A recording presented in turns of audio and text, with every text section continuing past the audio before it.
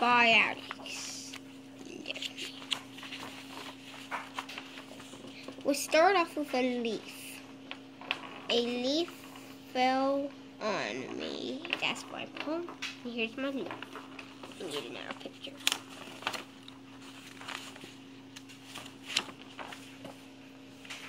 Next, we're going on to bark. Bark is on the tree. That's what I said. And there's a moth on the bark that I put on here. And here's the picture of bark. Next is a stick.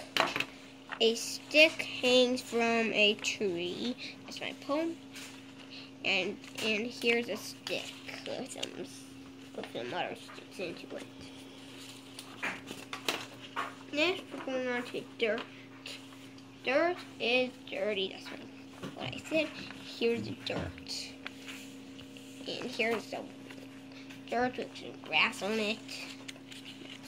Now we're going on to grass. It's kind of similar to what's going on.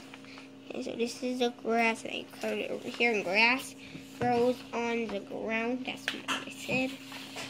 Next is my flower. Flowers are a beautiful sight to see. And here's a flower. Beautiful, beautiful flower. And now a seed. A seed is a thing that can grow into anything.